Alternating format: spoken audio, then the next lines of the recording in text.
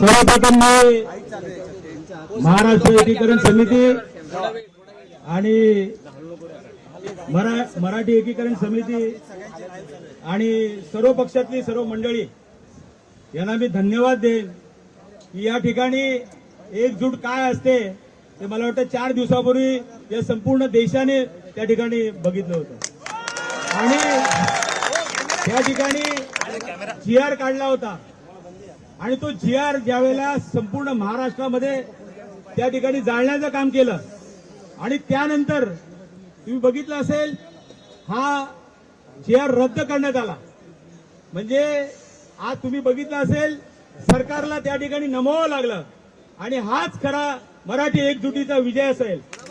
आणि त्या ठिकाणी आज मीरा भाईंदरमध्ये या ठिकाणी इतर भाषिकांचा मोर्चा निघतो परंतु आपला मराठी माणसांचा मोर्चा निघू शकत नाही. आणि असं असताना सुद्धा आज जर मोर्चा काढून दिला असता तर ही वेळ आली असती का सांगा मला. आज 2 दिवसापासून प्रत्येक कार्यकर्त्याच्या घरी जाऊन त्या ठिकाणी त्यांना नोटिसा देऊन त्या ठिकाणी काही लोकांना अटक करण्याचा प्रयत्न त्या ठिकाणी केला होता. आज तुम्ही बघितलं असेल काहींना नोटीस दिल्या होत्या तडीपारच्या. आणि अशा पद्धतीने तुम्ही जर मनमानी करत असाल तर मला वाटतं हा छत्रपती शिवाजी महाराजांचा हा महाराष्ट्र आहे आणि या महाराष्ट्रामध्ये कोणाची दादागिरी या ठिकाणी चालून देणार नाही. आणि जर नक्कीच त्याप्रमाणे आम्ही तोंड देऊ. आज तुम्ही बघितलं असेल या महाराष्ट्रामध्ये कशा पद्धतीने हे चालू आहे. आज या ठिकाणी अत्याचार महिलांवरती अत्याचार होत आहेत, उद्योगधंदे त्या ठिकाणी पळवले जात आहेत आणि त्याचबरोबरीने आज तुम्ही बघितलं असेल आज कुठेही विकासाची कामं या ठिकाणी दिसत नाहीत. फक्त यांचे खिसे भरण्याचं काम आज मीरा भाईंदरमध्ये चालू आहे आणि जाणून बुजून या ठिकाणी मराठी माणसाला डिवचण्याचं काम त्या ठिकाणी चालू आहे. आणि तुम्ही बघितलं असेल पहिल्या आधी त्या ठिकाणी आज या ठिकाणी बघितलं असेल की या ठिकाणी पहिल्यांदा त्या ठिकाणी हे केलं की बटेंगे तो कटेंगे म्हणजे हिंदू मुसलमान या ठिकाणी लावण्याचा प्रयत्न केला. आज तुम्ही बघितलं असेल मराठा समाज असेल, धनगर समाज असेल, इतर बाकी समाज असेल, ओबीसी समाज असेल, या ठिकाणी त्यांच्या मागण्या मान्य करण्यासाठी मोर्चे काढले, त्या ठिकाणी सुद्धा दडपण्याचं काम केलं होतं.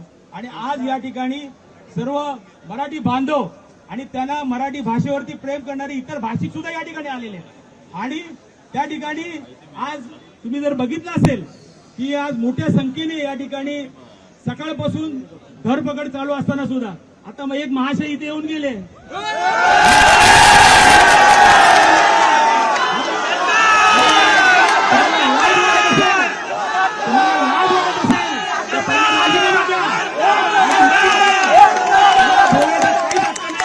आणि आज मराठी माणसाच्या नायकासाठी लढणारे दोन्ही पक्ष आहेत. आणि आज तुम्ही बघितलं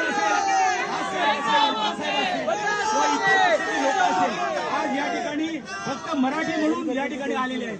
आणि म्हणून असाच जर मराठी माणसांवरती अन्याय करणार असेल तर मला वाटतं आम्ही खपून घेणार नाहोत.